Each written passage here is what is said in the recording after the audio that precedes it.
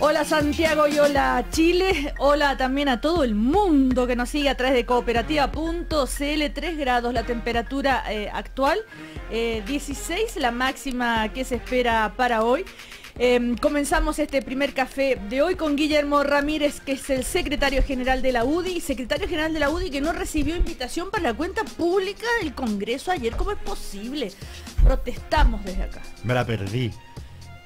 ¿Por qué no te debería haber llegado invitación? En general, a los secretarios generales de los partidos les llegan invitaciones a estas cosas. ¿Y estaban los otros y tú no? No lo sé. No, yo sé que yo sé que en la alianza no había ninguno. Ah, ya. O sea, yo ayer estuve en el Congreso y no había ninguno de los secretarios generales de la alianza. Bueno, también estamos con el presidente de la Juventud de la Democracia Cristiana, Diego Calderón. ¿Cómo estás, Diego? Buen día. Buen día.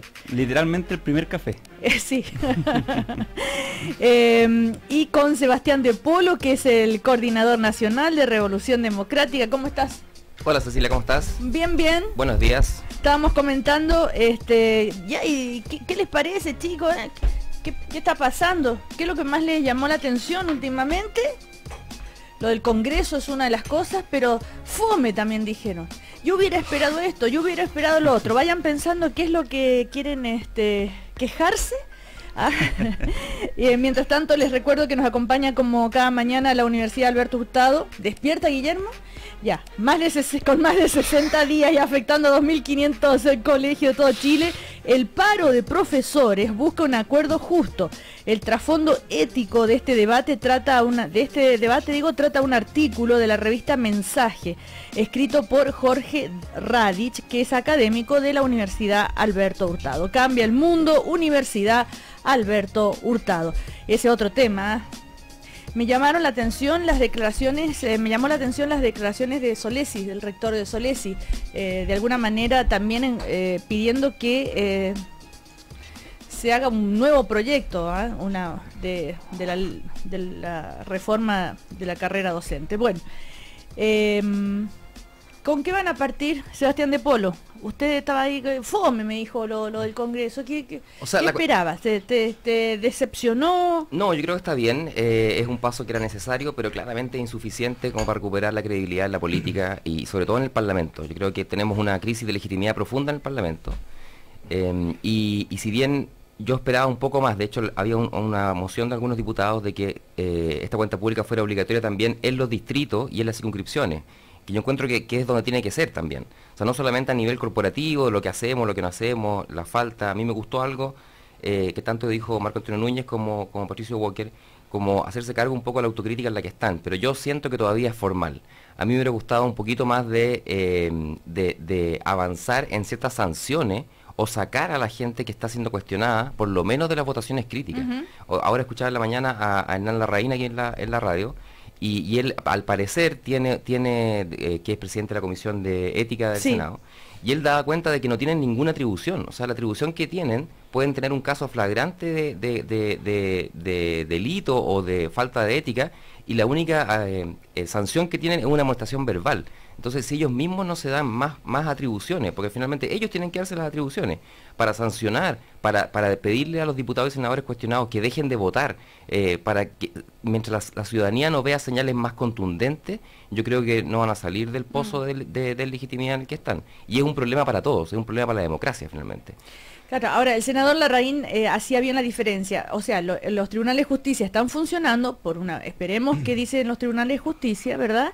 Y no demos declaremos culpable a nadie hasta que el tribunal de justicia así lo determina. Pero mientras tanto, ¿qué se hace desde el punto de vista ético? Y ahí es ¿qué es lo que podrían hacer los partidos con sus representantes que están en esa situación? Por ejemplo, Guillermo, ¿qué cree hasta dónde se puede llegar?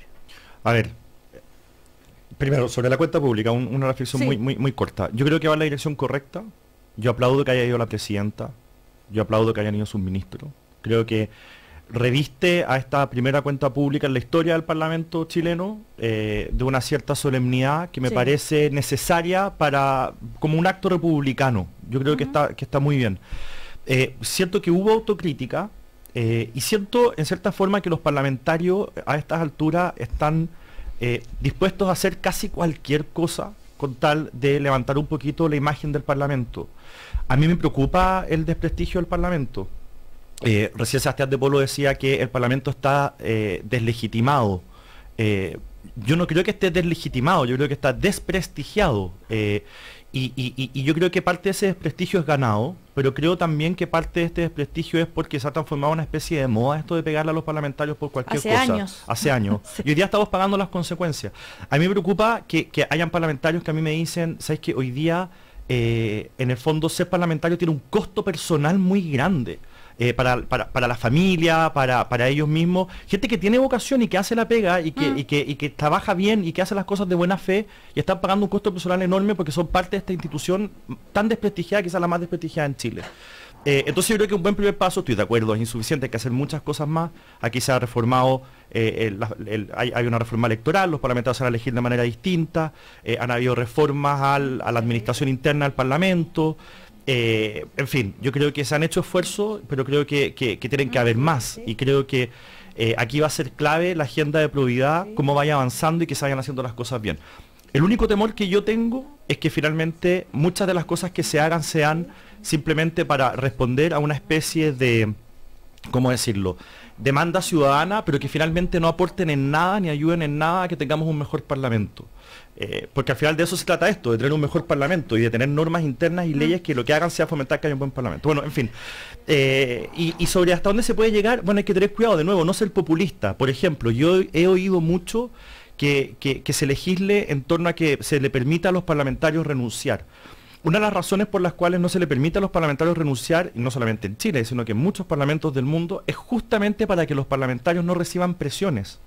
Y puedan legislar sin miedo a que nadie les ande pidiendo a cada rato la renuncia y sí que nadie los ande amenazando que les van a hacer la bien posible hasta que renuncien. Entonces, en el fondo, esa norma que es chilena y que está en muchísimos parlamentos del mundo tiene un sentido. Entonces, si vamos, por ejemplo, a avanzar a que los parlamentarios puedan renunciar, bueno, tendría que ser bajo ciertas condiciones bien pensadas para que esta cuestión finalmente se preserve este principio de que los parlamentarios no deben recibir presión de ninguna parte a la hora de legislar. Respecto a las sanciones, yo estoy de acuerdo con que los parlamentarios, entre las sanciones, cuando tengan ciertas faltas, esté la pérdida del cargo. Yo creo que a esta altura todo el mundo está de acuerdo con eso. O por lo menos que no los dejen votar o algo, ¿no? Sí, bueno, sí, obviamente que hay temas de conflicto de interés y eso siempre se puede perfeccionar, pero yo creo que hoy día la discusión más fuerte va a estar, como decía Sebastián, y en eso estoy de acuerdo, en cuáles son finalmente las sanciones frente a algunos casos. Y hay que preguntarse qué va a ocurrir o cómo debería ser la institucionalidad para que si un parlamentario es finalmente condenado por la justicia y se acredita que ha incurrido en alguna falta, ¿qué va a pasar? ¿Qué sanciones se pueden tomar al interior del Parlamento? Pero una vez que el tribunal obviamente si el tribunal declara culpable, las sanciones van a venir, tienen que venir. Solo si existen en el ordenamiento jurídico, porque si no existen... Por eso te digo, que tú dices, si hay un pronunciamiento de la justicia y declara culpable, lógicamente va a haber... No, solo si existen las sanciones, te digo. El Parlamento no puede sancionar a un parlamentario con una sanción que no está prevista en la ley. No, pero me refiero que algo van a tener que hacer, sí o sí, pero mientras tanto es el tema, mientras se hace el proceso de la justicia, lo que decía el senador Larraín, que algo... Bueno, mientras tanto existe la figura del desafuero. Pero como que dio a entender de que algo podía hacerse que no podía adelantar ni dar más detalles. Pero algo está pensando a la UDI, por ejemplo. A ver, Diego. No, yo valorar el hecho de que por primera vez en nuestra historia se haga una cuenta pública en donde los parlamentarios, o sea, más que los parlamentarios, el Congreso haga como institución o dé cuenta respecto a lo que está haciendo en distintas materias, más allá de que se centró esto en la coyuntura respecto de la crisis de la política, también dar cuenta respecto de cómo ha estado el trabajo legislativo, de cómo ha estado el ritmo dentro del Congreso, y me parece eso valioso. ¿Y cómo ha estado? Yo creo que dentro del primer año ha sido bastante fructífero en reformas bastante importantes, partiendo por la reforma que cambia la misma forma de elección de nuestro Congreso Nacional. Pero independiente de eso, yo creo que hay que tener cuidado y yo veo con preocupación mucho pesimismo en la discusión pública, porque se hace una cuenta pública, una cuestión que no existía antes, y lo primero que empezamos a hacer es criticar, ¿por qué no fue más? ¿Por qué no hacemos más? Entonces, a mí me parece que eso es una inquietud legítima, pero también hay que aprender a valorar las cosas buenas que se hacen y los pasos importantes que se dan, porque este proyecto de hacer cuentas públicas fue presentado mucho antes de esta crisis de la política.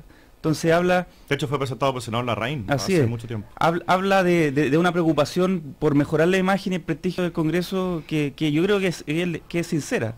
Ahora, yo creo también hay que asumir una actitud un poquito más responsable respecto de dónde se establece el límite. Porque si nosotros vamos a decir todos los parlamentarios cuestionados tienen que empezar a dar paso al costado, tienen que empezar a abstenerse. A mí no me gusta la idea de cuestionados, porque creo que tiene que haber un cierto límite, o sea, que haya sido ya, y creo que el desafuero es un buen límite.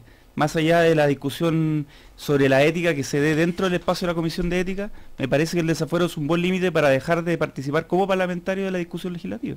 Ahora, ¿ustedes se imaginan en el futuro, perdón la redundancia, siendo diputados, senadores, qué harían ustedes? ¿Cómo ven el nivel de los parlamentarios en general?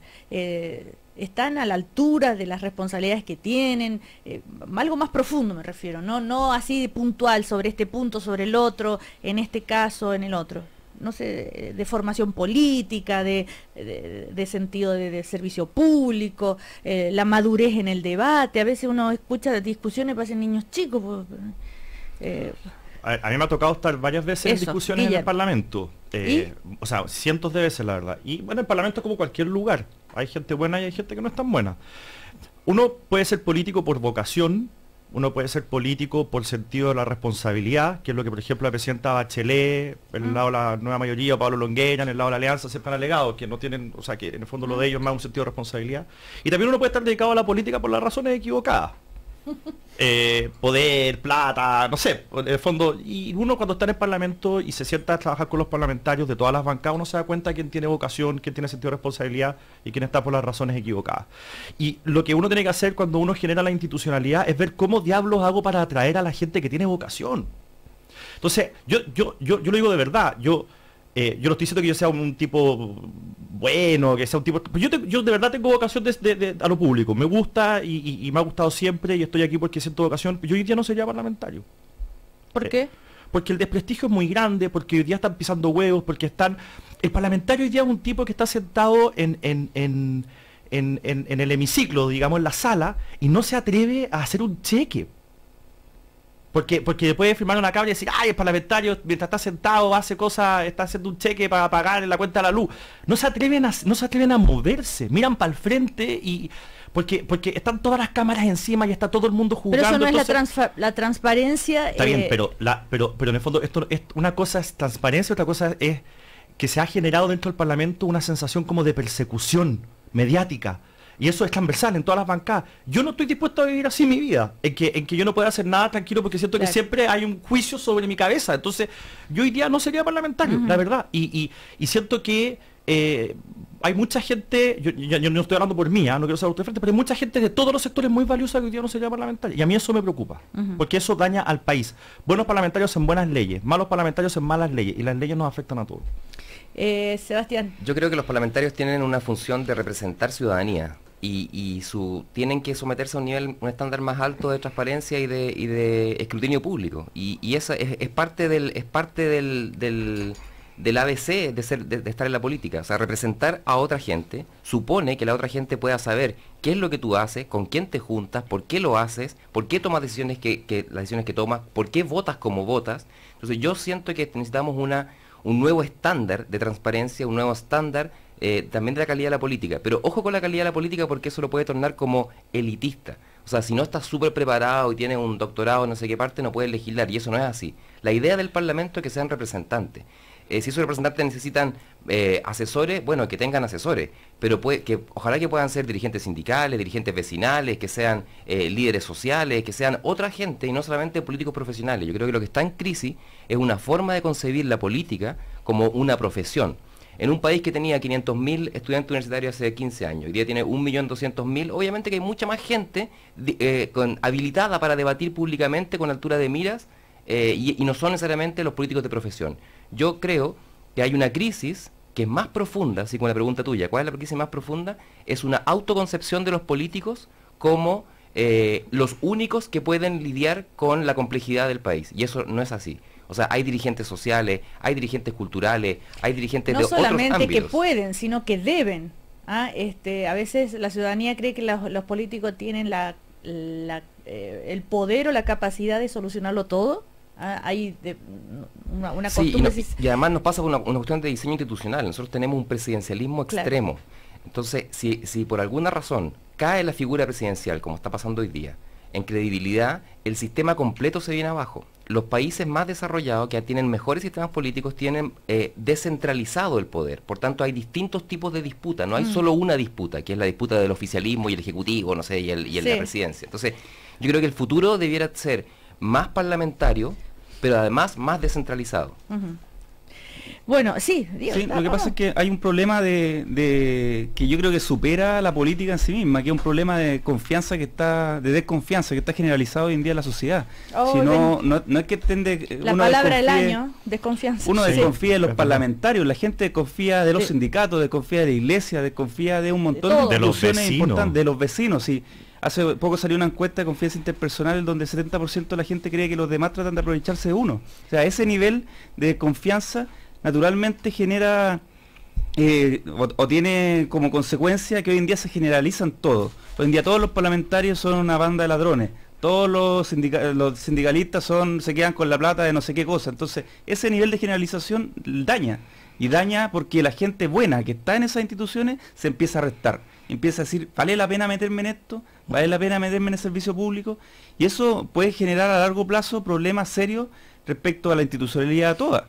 Porque en el Parlamento a mí me preocupa que si bien nosotros subamos el estándar y mejoremos las condiciones en que los parlamentarios hoy en día se desempeñan, pero ¿qué pasa si parlamentarios que hoy en día están, que después el día de mañana digan, mire, para estar hoy en día trabajando 15 horas diarias en mi distrito y en el Congreso, y que además hay una presión pública sobre mí, yo mejor me quedo y sigo trabajando en mi profesión? Pero ahí hay tal vez algo colectivo, social. Uno ayer, cuando estaba ocurriendo la cuenta pública, y uno en los medios de comunicación iba, ¿no es cierto?, siguiendo como en cooperativa.cl o en otros, el minuto a minuto, el stream, en fin, pero iban entrando los Twitter de propios parlamentarios que estaban ahí adentro y de la gente en general, o de mucha gente, y chuta, Gabriel Boric. Mucha autocomplacencia en análisis de tramitación reforma tributaria. La cocina de Saldívar y Fontaine le restó legitimidad, no se hizo bien. Esa es una de las reacciones. O sea, al tiro, es como decíamos recién, qué es lo que no se dijo, qué es lo que no estaba, si hubo autocomplacencia, y eso va generando un clima en la ciudadanía de todo está malo. O sea, entonces todo lo que hicieron bien, porque entiendo que el objetivo era, miren, está bien, todo esto está mal, pero por favor presten atención que también hicimos todo esto este año. Eso que hicieron, ¿dónde queda? Guillermo. La cuenta pública no iba a ser perfecta, eso es imposible. Y obviamente que siempre uno se puede autocriticar más o se puede autocriticar menos, está claro. Es imposible que uno haga una cuenta pública que deje a los 120 diputados, a los 38 senadores y a los 16 millones de chilenos contentos. Pero yo creo que ayer era el día, como este era un primer ejercicio y la primera vez que se hacía esta cuenta, ayer era el día de tratar de resaltar lo bueno. Me parece que tratar de resaltar lo malo, que era obvio que lo iba a haber, honestamente, a mí me parece que no era el minuto. Porque uno tiene que reconocer algo, y esta es una iniciativa que finalmente materializaron un senador de la ADC y un diputado del PPD, nada más alejado de mi realidad, pero uno tiene que reconocer que estas dos personas materializan algo que es bueno para el país. Bueno, pero y uno en ese sentido pero tiene es una especie que de harakiri, o sea, si los propios parlamentarios destacan solo lo malo, también están No, porque hay parlamentarios, sobre todo los más jóvenes, que la ciudadanía todavía puede percibir como personas que tienen solo un pie adentro del Parlamento. Por ejemplo, a propósito de la encuesta de ayer, en el sentido de que son como más jóvenes y llevan poco tiempo y siempre han sido críticos. Giorgio Jackson, acaba de decir Giorgio Jackson, un momentito, que no se suban los humos a la cabeza, es una fotografía del momento, la encuesta, a propósito de la encuesta Mori, que dice que eran los políticos con mayor futuro, ¿no? O sea, lo que yo creo es que... Gabriel Boric, Giorgio Jackson y Camila Vallejo. Y Marco Enrique y Sebastián Piñera. Esos son los 5 políticos más futuros. Yo lo que creo es que hay una esperanza y eso hay que alimentar esa esperanza desde todos los sectores políticos, no solamente los sectores políticos que estamos como por las transformaciones, digamos. Hay que alimentar la esperanza de que la política puede ser relevante para cambiarle la vida a los chilenos. Y yo creo que lo que está en cuestionamiento no es solo la calidad del político, porque tampoco es decir, pobres parlamentarios, ganan 9 millones de pesos hace 20 años, qué triste es su vida, digamos. Eso no es tan así.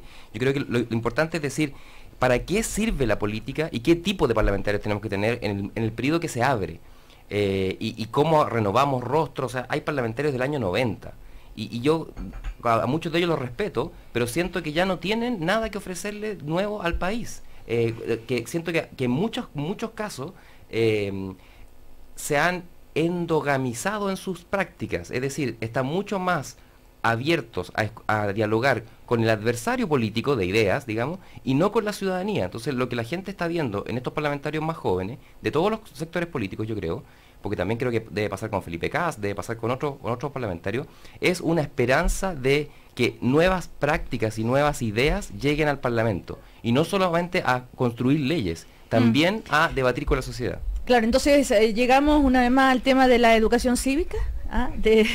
O sea, falta mucho. Claro. De hecho, yo creo que la gente no sabe bien qué es lo que hace un parlamentario, y sobre todo qué no puede hacer. Bueno, eso es lo que de alguna manera el objetivo ayer también en la cuenta pública. Miren, esto es lo que hacemos. No, oye, y para tener, Guillermo. perdón, Diego al tiro, pero para tener buenos parlamentarios es indispensable premiar a los buenos y castigar a los malos. ¿Y cómo se castiga? Con los votos. ¿Quién le va a pasar la cuenta a los parlamentarios que no quisieron debatir la reforma tributaria que hoy día nos tiene como nos tiene en la Cámara? Porque en el Senado se mejoró algo, pero en la Cámara hubo diputados que se cerraron al debate, trataron de pasar la reforma tributaria tal como venía, que ya morigerada causó un desastre económico en el país. Bueno, pero que hay una postura ideológica y política respecto a eso, es distinto. A las personas que crean que la reforma tributaria ha causado el despanto económico en el que estamos, esa gente debería ver qué hicieron los parlamentarios de su zona y premiar al que advirtió esta situación y castigar al que no lo advirtió. O por ejemplo, castigar a Moreira, a Orpiz, ¿También? O sea, pero lo que te estoy hablando es desde el punto de vista de la UDI. Obvio. No, pero desde la perspectiva del ciudadano que cree que es la gran mayoría en Chile, que la reforma tributaria causó estragos en la economía. ¿Tú crees que la gran mayoría piensa eso? Yo creo que Diego? absolutamente convencido. O sea, yo creo 65% dice la encuesta. que eso es opinable, porque hay una posición política que dice que las reformas son la causa principal de la actual desaceleración económica, y otros que podemos pensar que, yo entiendo que no hay reforma tributaria en el resto de América Latina y también está creciendo menos que Chile. Y no podríamos culpar a la desaceleración de América Latina porque en Chile hay una reforma tributaria. Entonces, a mí me parece que eso es una cuestión que es propia del debate político, y que eso los parlamentarios pueden, o sea, la ciudadanía puede evaluarlo al momento de la elección. Lo que sí uno tiene que establecer es un estándar de trabajo mínimo, porque, y esto es válido no solamente para los jóvenes, ¿cierto? Es válido para todos, edad que tenga. ¿Qué edad tienes tú, Diego? Porque yo tengo 25, pero por ejemplo, y quiero decirlo con toda franqueza, o sea, el diputado Boric, que tanto predica respecto a las buenas prácticas políticas, tiene 45% de asistencia en la Comisión de Derechos Humanos, tiene 60% en la Comisión de Trabajo. Entonces, ¿está haciendo la pega que para poder hablar y predicar respecto de lo que están haciendo los demás? Esa es la duda que uno le genera. Pero tiene que predicar con el ejemplo. Pero la asistencia, ¿qué tan importante es, Guillermo, tú que conoces bien? Yo simplemente me preguntaba recién por Orpi y me dijiste Moreira, sí. von Baer. Yo estoy diciendo que no se malinterpreten mis palabras, que un ciudadano puede dejar de votar por esa persona si es que finalmente considera que los hechos y los tribunales, o sea, que deja que la justicia actúe. Yo no estoy haciendo un prejuicio, de hecho estoy convencido de la inocencia de las acusaciones que se están haciendo contra Orpi, pero eso lo podemos hablar después.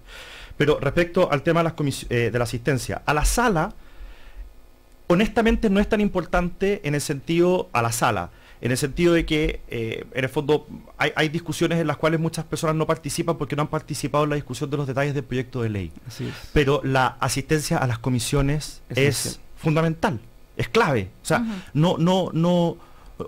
o sea, yo no tenía idea del dato que está diciendo Diego, me parece gravísimo que ¿a las comisiones o a la sala? A las comisiones. Que un diputado en dos de las comisiones en las que está, en una tenga menos de la mitad de la asistencia y la otra tenga 60%. A mí me parece grave, porque es en las comisiones donde se trabajan los proyectos de ley, se entra en el detalle y finalmente, ¿cómo opera el Parlamento? Para que la gente sepa. Por ejemplo, las bancadas grandes como la UDI, se está votando un proyecto sobre agricultura. Hay muchos parlamentarios que no están en la Comisión de Agricultura y que no saben de agricultura, que son de zonas mineras, por ejemplo, o pesqueras. O que están en la Comisión de Salud. Entonces hablan con el parlamentario de bancada que está en la Comisión de Agricultura y le dicen, ¿cómo votamos este proyecto? Mira, este proyecto, hicimos esta modificación y qué sé yo, esto tenemos que votarlo a favor y esto contra. Perfecto. Y ellos confían en sus pares que han estado en la comisión y han estado en el detalle y en la discusión. Si es que el parlamentario no va a la comisión, no solamente él no hace la pega, sino que además no hace la pega para el resto de la bancada. Y en el fondo puede finalmente perjudicar un proyecto de ley que podría haber salido mucho mejor si no hubiera hecho la pega.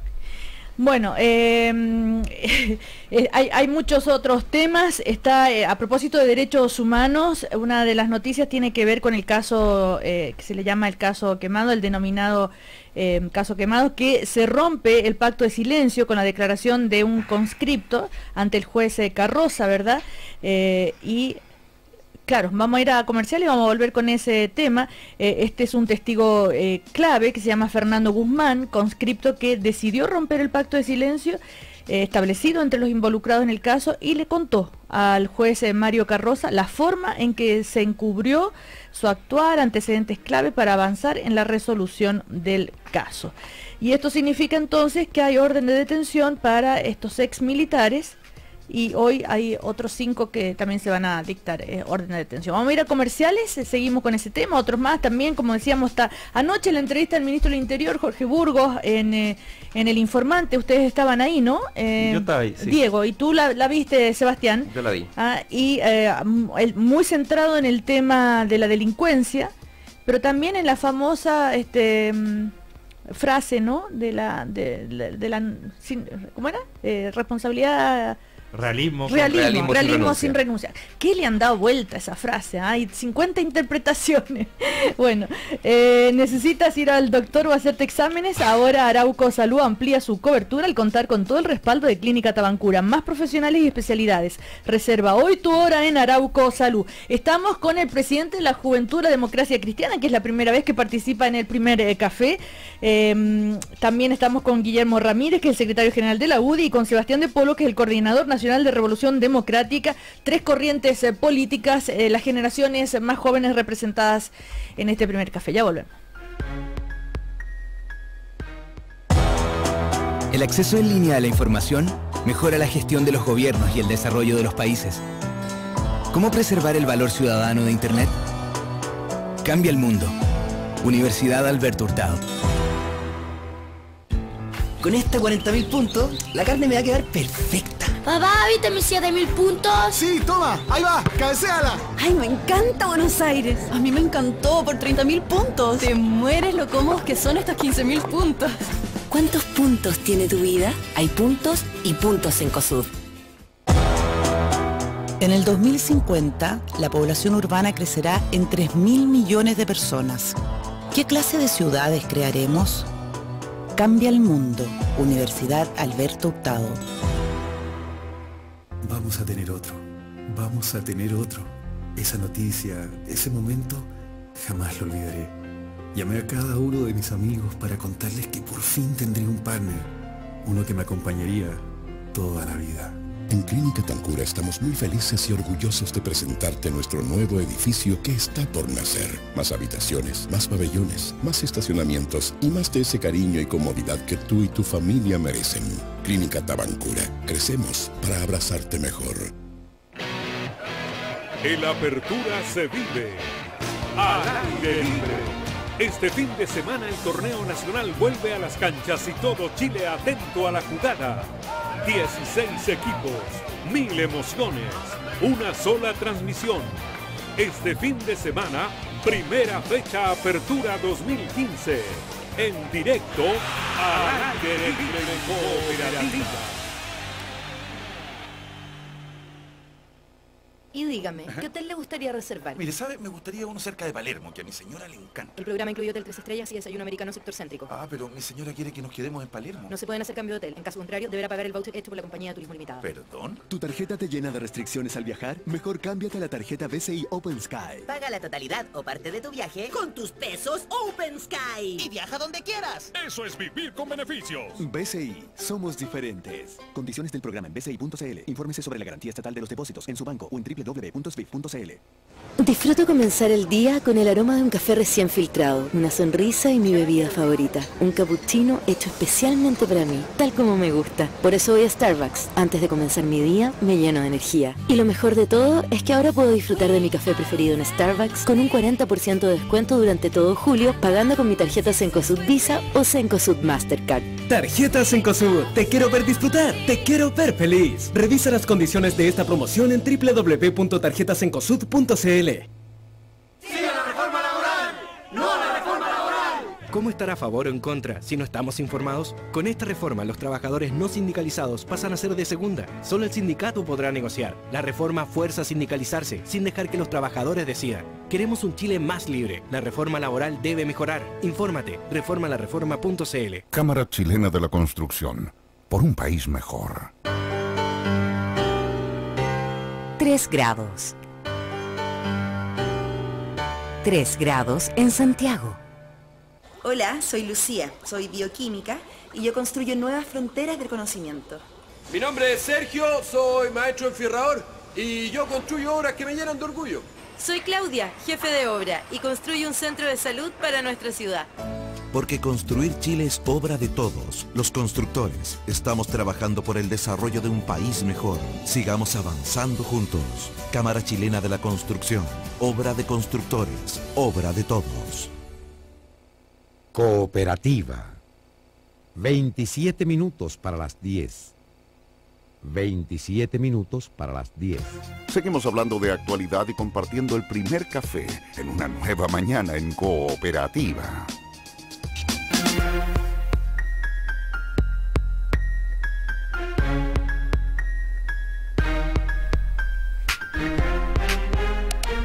Seguimos en el primer café. ¿Necesitas hacerte exámenes o ir al doctor? Arauco Salud amplía su cobertura al contar con todo el respaldo de Clínica Tabancura, más profesionales y una excelente atención ambulatoria, hospitalaria y quirúrgica. Reserva tu hora en Arauco Salud. Estamos en el primer café con las nuevas generaciones políticas. Uno que ya pasó a Seniors, que es el señor Guillermo Ramírez, secretario general de la UDI. Senior, ya me están jubilando. Ya te digo que me voy a jubilar. Diego Calderón, presidente de la Juventud de la Democracia Cristiana, y Sebastián de Polo, que es coordinador nacional de Revolución Democrática. Revolución Democrática son todos jóvenes casi. No, hay gente de distintas edades. Sí, bueno, sí, pero la otra sí. vez cuando estuve con ustedes, en esa... Revolución Democrática es como la antítesis del Partido Radical. Que el presidente de Revolución Democrática tiene, ¿qué edad tenés tú, Sebastián? 38. 38. Y el presidente de la Juventud Radical pero tiene... son buenos los 53. dos, porque la edad no tiene nada que ver. No sé. A propósito, ¿se van a constituir en partido político Sí, pronto? la semana pasada hicimos una votación en todos nuestros militantes y vamos a constituir un partido político, así que estamos viendo los trámites electorales. Ya. Un arduo trabajo. Bueno. Se van a constituir el partido, es una definición que ya está tomada. Ya está tomada. Sí. ¿De gobierno? Oiga, Guillermo Ramírez no está leyendo los diarios, no, sí, ¿qué pero onda? ¿A la municipal o a la parlamentaria? Está con mucho... Pregúntele. ¿Es de gobierno o de oposición el partido? No es de gobierno, no es de oposición. Mira, Volvamos sobre yo el decía, tema. una pata dentro y una pata afuera. Oye, pero dime una cosa. ¿Van a llegar a las municipales con candidatos? Como partido constituido, digo. Mira, el desafío es súper grande de partido, entonces primero queremos ver si lo resolvemos de aquí a marzo. Y en marzo tenemos que tomar la decisión de ir a las municipales. Sebastián, ¿te escuchan a ti, los de Revolución Democrática? La gente te dice, usted es Revolución Democrática, te reconocen, ¿ya? ¿Tienen popularidad? Un poco más que antes. ¿Sí? Gracias a Cooperativa y a Cecilia Rodaretti.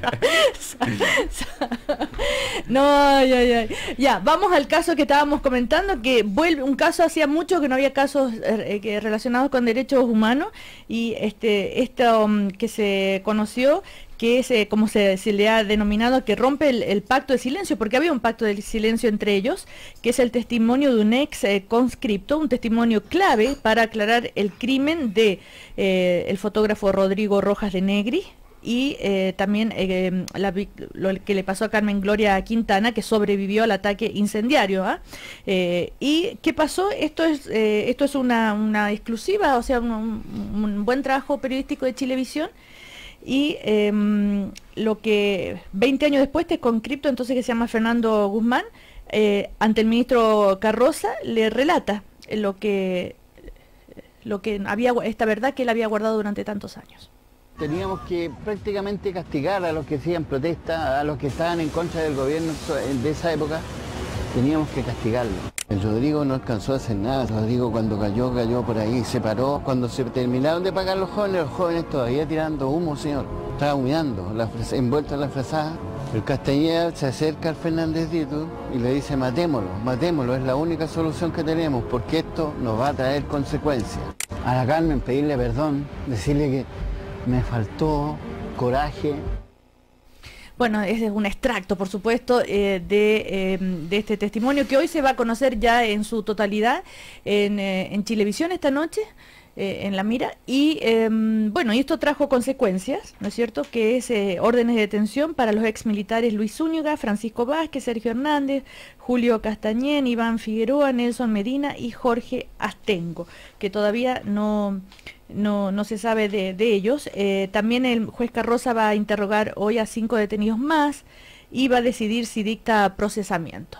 Bueno, ustedes ni habían nacido, tal vez, no. Tú no, pero yo tú sí. Ah, de hecho yo me acuerdo, yo tenía 9 años, Sebastián de Paul. Y me acuerdo de las noticias y todo lo que pasó esos días, porque Rodrigo Rojas estuvo 4 días agonizando.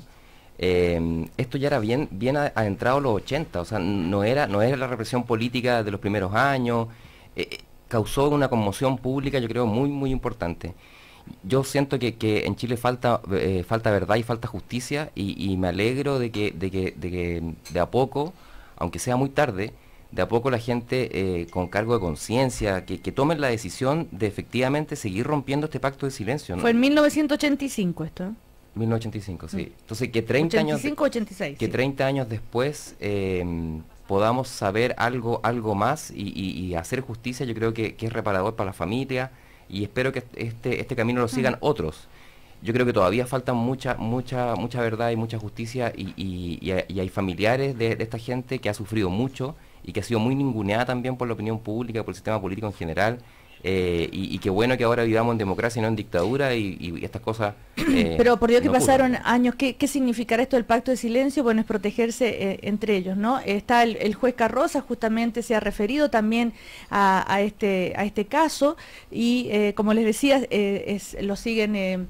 Va a haber procesamientos, hay que ubicar a estas personas que nombró el testigo. Escuchemos lo que dijo, es interesante, la historia a veces es interesante, ¿no? No, a veces no, siempre.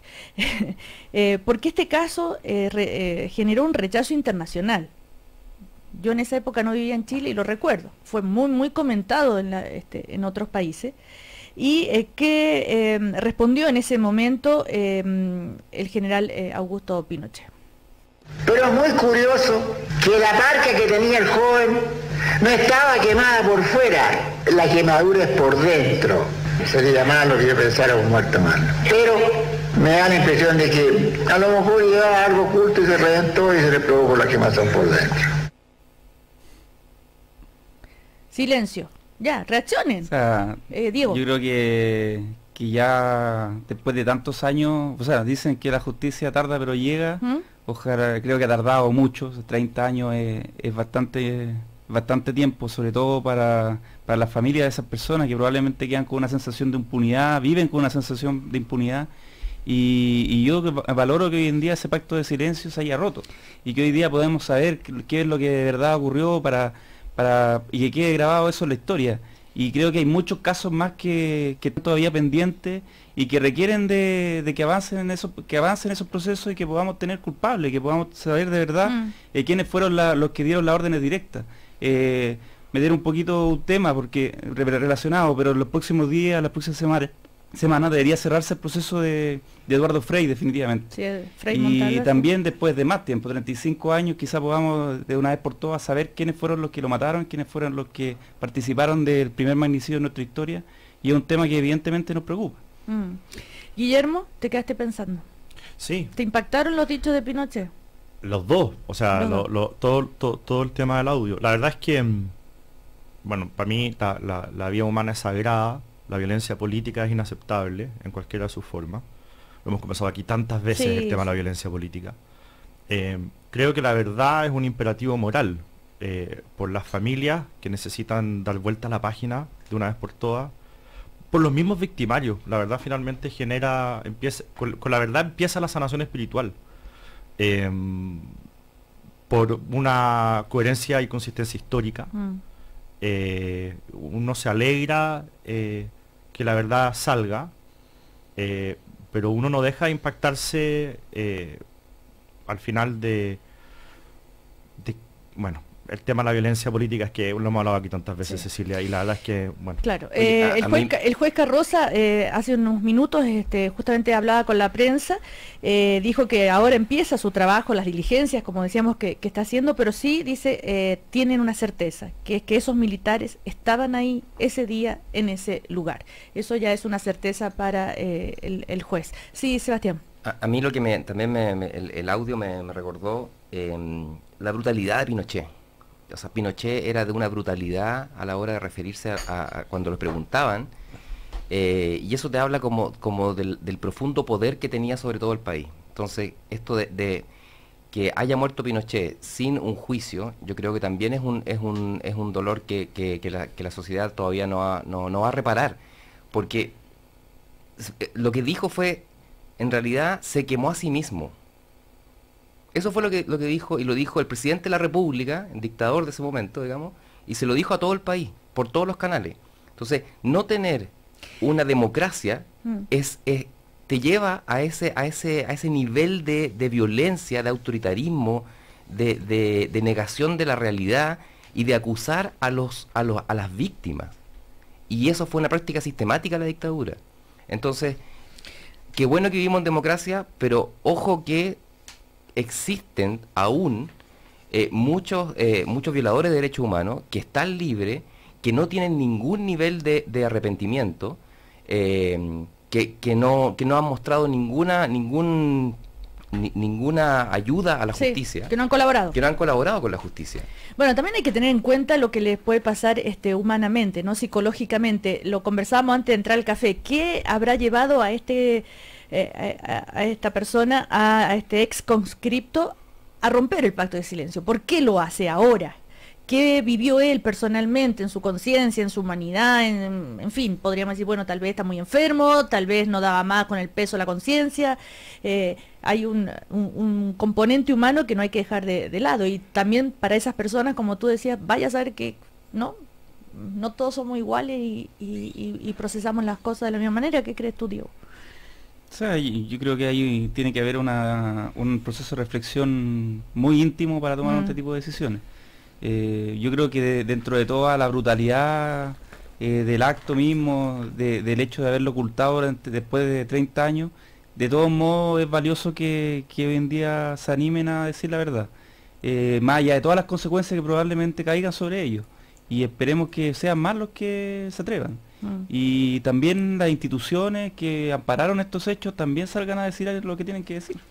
Saben que ayer, por esas cosas de la vida, estaba revisando papeles en el cajón el otro día, cuando estaba ordenando, y me encuentro con esto, me llegó hace un tiempo, bastante, 8 meses supongamos, no sé, de un ex carabinero. Pero perdón, eso no es tanto tiempo. Si yo ordenara mi cajón, me encontraría con cosas de hace 4 años. Bueno, pero estaba hablando de la oficina.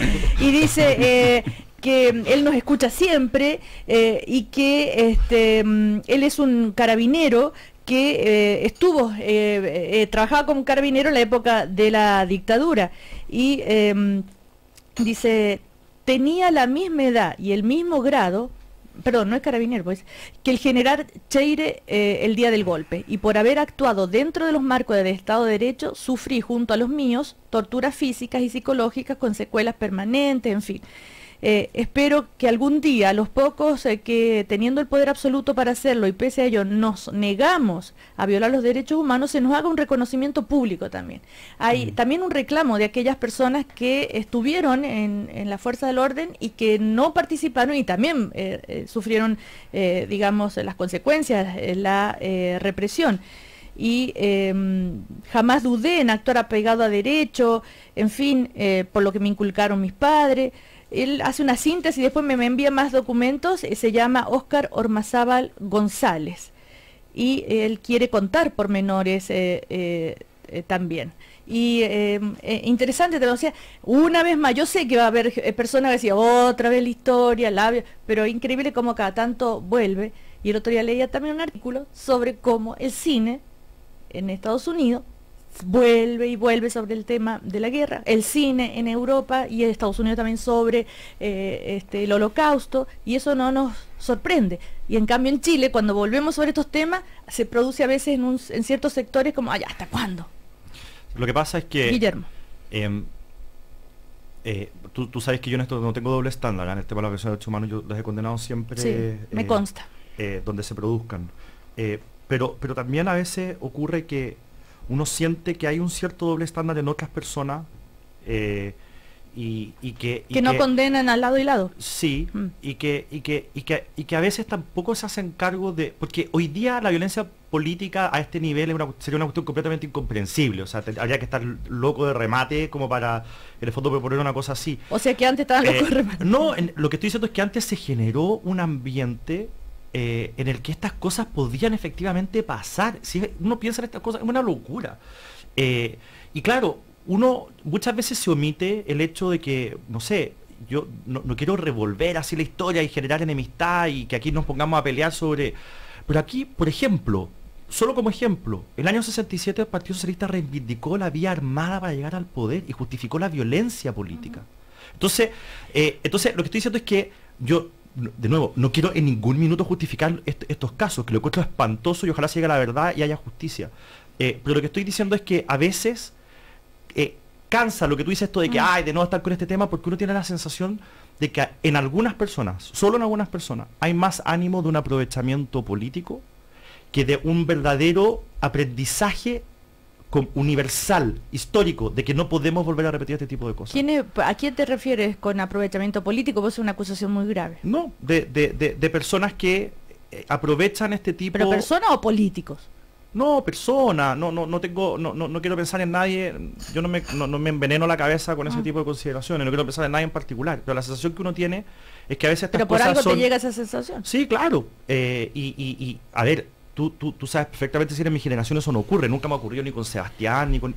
Pero uno de repente ve debates en la tele de políticos más viejos, y de repente están hablando de una cuestión nada que ver, están hablando, no sé, de salud, y uno empieza, pero es que tú y el dictador, y uno dice, chuta, ¿cómo hemos perdido la dimensión de las cosas que ya no somos, que hay personas que todavía no son capaces de discutir temas en su mérito y que están atrapados en el fondo? Y yo lo entiendo, hay traumas que nosotros no vivimos, pero en el fondo uno quisiera que esto fuera una especie como de aprendizaje cósmico, más que un momento de aprovechamiento político, no sé si me explico, y que nuestra generación esté consciente de que somos todos responsables de que esto nunca más vuelva a ocurrir, más que de apuntar con el dedo de tú tuviste más culpa, no tú, porque eso al final no construye absolutamente nada y genera odiosidad.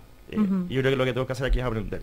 Ahora, los países que han logrado hacerlo han hecho un acto... Sebastián de Polo. Han hecho un acto muy profundo que en Chile creo que no ha pasado, que es el acto de reconocimiento de todas las fuerzas políticas y de toda la sociedad. Por ejemplo, estoy pensando en el caso alemán. En el caso alemán, los temas de memoria son muy activos, muy activos. Se enseña en la escuela, son parte del currículum. Hay una formación en derechos humanos, hay una sanción pública a quienes inciten ni siquiera a valorar a Hitler, digamos. O sea, ya ha habido más verdad. Hay que decirlo. Ya ha habido más verdad. Hay mucha más verdad y ha habido también persecución a los criminales. Entonces, yo siento que como sociedad también en algún punto, tratando de hacer la altura de mira, en algún punto también de los 90, intentamos, yo creo que como sociedad, tapar un poco este dolor y tratar de seguir mirando hacia adelante. O sea, por necesidad tal vez. Un poco necesidad psicológica, yo creo. Pero nuestra generación también tiene como responsabilidad, yo encuentro, es decirle al país, esta es la verdad. Por ejemplo, lo que hace el Museo de la Memoria, lo que hace ese tipo de cuestiones debieran ser más activas, debieran ser más importantes. El gobierno de... Tal vez lo son, tal vez va mucha gente y tal vez no estamos ni enterados que sí. Sí, pero por ejemplo, en el currículum educacional, en el gobierno de Piñera hubo toda una polémica respecto a si la clase de historia tenía que decir que era dictadura o no era dictadura. Entonces, yo encuentro que es una pequeñez también, digamos, ¿no? Es una pequeñez no poder decirle las cosas pan, pan, vino, vino, y lo que hubo en Chile fue una dictadura, y lo que hubo antes fue un proceso de composición política, y eso podemos decirlo perfectamente, pero no tratemos de, para empatar, no contar la historia como es, digamos, ¿no? En todo caso, ya que hablábamos de educación cívica recién, cuando se violan los derechos humanos es cuando el Estado ejerce violencia política. ¿no? Ese concepto hay que tenerlo bien claro. Por eso se llama violación de derechos. Cuando es desde fuera el Estado el que hace violencia política, que no es, por favor, condenable totalmente. Pero también, son otro tipo de crímenes. Claro, pero para que quede... lo voy haciendo... es un poco más extenso actualmente. Por ejemplo, hoy en día los derechos humanos hoy en día han evolucionado mucho. Y hoy en día se habla también de que privados pueden violar derechos humanos en determinadas circunstancias, cuando también son amparados por el Estado. Bueno, o en el caso del derecho claro. laboral también hoy en día un concepto de ciudadanía en la empresa, entonces los derechos humanos se han ampliado un poco, por lo tanto, fundamentales. Claro, no es muy correcto decir que los derechos humanos hoy en día solo los en Estados Unidos puede violar el Estado. Quieren establecer que el acceso a internet es un derecho humano. Una cosa increíble. Bueno, pero solamente para una cosa de lo que dijo Sebastián de Polo. Yo estoy de acuerdo que en el fondo la historia tiene que enseñarse en su mérito, pero tienen que mantenerse las proporciones, porque hoy día se genera también la sensación en muchas personas, y yo me incluyo en ella, en que generalmente se cuenta una parte de la historia, que es una parte horrorosa de la historia, y que lo que se cuenta es verdad, pero no en un contexto. Tú, por ejemplo, acabas de poner el ejemplo de lo que pasó en Alemania, que tú tienes razón. Yo, de hecho, no te iba a rebatir este punto, porque yo entiendo al fondo que tú vas, que el de la verdad, la reparación, el enfrentar el tema como sociedad, pero cualquier persona te podría decir, oye, pero estás hablando de una persona que generó una guerra mundial, que mató en campos de concentración a 6 millones de judíos, y estaba hablando de un dictador en un país austral donde hubo 2.000 desaparecidos. O sea, ¿y tú crees que eso hace una diferencia? ¿Hace una diferencia? Cuantitativamente hay una tremenda diferencia entre que hayan 20 países en guerra, 6 millones de muertos en campos de concentración pero el hecho de ser judío. O sea, obvio que hay una diferencia. Entonces, para mí no hay ninguna diferencia. Se muere una persona. Cuantitativamente dije hay una diferencia. Cualitativamente, obviamente que las dos cosas son horrorosas. Pero de nuevo, aquí tenemos tú y yo una diferencia de proporcionalidad. Entonces, obvio que es más fácil, por decirlo de alguna manera, hacer un mea culpa cuando tú tienes una cosa con la evidencia y la atrocidad con la que se encontraron los aliados cuando estaban en Alemania, cosa que no ocurrió en Chile. Entonces, es mucho más fácil hacer una autocrítica, es mucho más fácil, tener muchos más testigos, hay mucha más gente que cuenta lo que ocurrió. Entonces, yo no quería hacer el punto porque recojo lo que tú dices. Hay que hacer ese ejercicio en Chile, yo estoy de acuerdo, pero no son comparables desde la perspectiva cuantitativa que finalmente hace que un proceso sea más fácil de llevar adelante y sea más evidente que en el otro. Sí, pero mira, tú eres secretario general de la UDI. Sebastián de Polo. Tú eres secretario general de la UDI. Y hay dos hechos históricos que la UDI aún no termina de reconocer. Por ejemplo, Sergio Díez fue a la ONU, Sergio Díez que acaba de fallecer, sí. Fue a la ONU a decir que no se violaban los derechos humanos en Chile, por una consulta que hubo el año 78. Durante Jovino Novoa fue subsecretario del Interior de la dictadura. Y ellos sistemáticamente han desconocido esta política de violencia desde el Estado hacia sus opositores. Entonces, yo creo que mientras fuerzas políticas, porque también es responsabilidad nuestra, fuerzas políticas no sean capaces de decir esto en dictadura pasó y lo negamos y condenamos a los nuestros, o condenamos públicamente, digamos, ¿no?, a los nuestros que participaron o que no hicieron lo suficiente, yo creo que vamos a seguir con esta herida abierta. El caso de Chadwick que pidió perdón fue, ¿no? Sí. Claro. Sí. Pero ¿sabes cuál es el problema? Que lo que queda pendiente en el fondo es que esto no puede quedar en la historia de alguna forma, que fueron un par de carabineros, fueron un par de militares que se les ocurrió matar a una persona y que quedaron en impunidad. Porque eso no es así. Aquí había algo sistemático, algo que venía desde la primera línea del gobierno. Es como que hoy en día dijéramos que en el caso de Alemania, después de 1945 hubiésemos sancionado a todos los jefes de los campamentos, pero Himmler, Goebbels, Hitler hubiesen quedado libres, de polvo y paja, para efectos de la historia. Entonces el paralelo, que hoy en día, lamentablemente, a nivel judicial al menos, la responsabilidad quedó en los mandos medios y no llegó nunca más arriba. Y disculpa, pero en este caso, en 1985, había una serie de personajes que estaban en el gobierno. El subsecretario de Interior era Alberto Cardemil, que fue candidato en la última parlamentaria, hace un año, por la alianza. Entonces, uno dice qué nivel de reflexión hay. El ministro Interior era Sergio Fernández, ¿no? Bueno, pero fue elegido. Tú tienes que... perdió. Pero antes había sido elegido. Antes me refiero. También la ciudadanía, bueno, si la ciudadanía no lo condena, ¿por qué? Porque habrá ciudadanía que justifica. Lo que pasa es que definitivamente lo hay. De nuevo, el contexto histórico. Hay gente Guillermo Ramírez. Hoy día tenemos muchos más elementos, pero al principio de los 90 había mucha opacidad y había muchas cosas que no se sabían. No es que todos nosotros aquí no sabíamos. Hay gente que de verdad, hoy día yo creo que nadie lo cree, pero que de verdad en ese minuto creían de corazón que habían que los temas de las violaciones de derechos humanos eran casos aislados. Hoy día nadie sostiene eso porque conocemos mucha información, pero había gente que genuinamente pensaba eso. O sea, había gente que trabajó en el gobierno de Pinochet y que nunca vio nada. Y que aquello que no sabía la ciudadanía porque no salía en los diarios, porque la prensa no podía reportearlo, porque la gente que levantaba un dedo era exiliada, para alegar era exiliada, hay gente que trabajaba en el gobierno que de verdad no sabía lo que estaba pasando. Entonces, no es automático decir Cardemil o Novoa o quien sea trabajaba en el gobierno, ergo él sabía, ordenó, es un violador de los derechos humanos. Eso no se puede decir porque es una responsabilidad muy grande, porque finalmente lo que puede terminar ocurriendo es que termines castigando o enjuiciando a personas que de verdad, de buena fe, no sabían lo que estaba ocurriendo. Hoy día mucho más hablando fácil de responsabilidad política, que es muy distinto a responsabilidad personal o haber participado directamente en el hecho. La responsabilidad política, en cierta forma, si es política la responsabilidad, el punto que dice la Cecilia es una persona que después fue electa durante 5 periodos seguidos, como el caso de Cardemil, uno dice, bueno, la gente considerará que él no tiene ninguna responsabilidad política. Pero yo entiendo que esto es debatible, pero es muy fácil jugar con los ojos de hoy, con la información que tenemos hoy día. Si yo hoy día dijera, no, estas cuestiones nunca pasaron, y qué sé yo, ustedes me tendrían que meter en un manicomio. Oye, pero Cecilia vivía, yo estoy jugando con los ojos de hoy día. Yo con los ojos de hoy día estoy diciendo cómo el subsecretario de Interior, que está a cargo de analizar de los aparatos de seguridad, de ver lo que está pasando, de la seguridad de los ciudadanos. Porque hay una separación entre las decisiones que se tomaban en el mundo civil y en el mundo militar muy fuerte. Alberto Cardemil. Ok. Sí, Sebastián. Si Cecilia supo de este caso, ¿tú vivías dónde en ese tiempo? En París. En París. ¿Cómo alguien que era de la élite de este país puede decir que no sabía? Yo encuentro que no quiso saber. No, no quiso saber. Uno escuchaba la radio cooperativa en esos años y sabía. Muchos de los periodistas que están aquí, de hecho, estaban preocupados de cerrarla, que era otra cosa. Y lo decían, y lo sabían. O sea, si bueno, uno quería pero la otra persona tal vez, bueno, en fin, lo interpretaba como un hecho aislado, si ese es el tema. Obvio que se sabía que existían estos casos, pues si acabamos de ver a Pinochet refiriéndose al tema. Pero la portada de la segunda era murieron como ratones, o sea, hay una, bueno, hay una violencia política. Y eso es aberrante, si yo estoy de acuerdo contigo. Lo que estoy tratando de decir es que tú no puedes decir, una persona participó en el gobierno, por lo tanto sabía, por lo tanto ordenó, por lo tanto un violador de los derechos humanos. Perdón, pero tú tienes que reconocerme a mí de que efectivamente hubo gente que trabajó ahí que no tenía idea de que aquí habían órdenes desde arriba, que sí se compraban el discurso de que aquí habían hechos aislados. La pregunta es, ¿quién mandaba esos hechos aislados?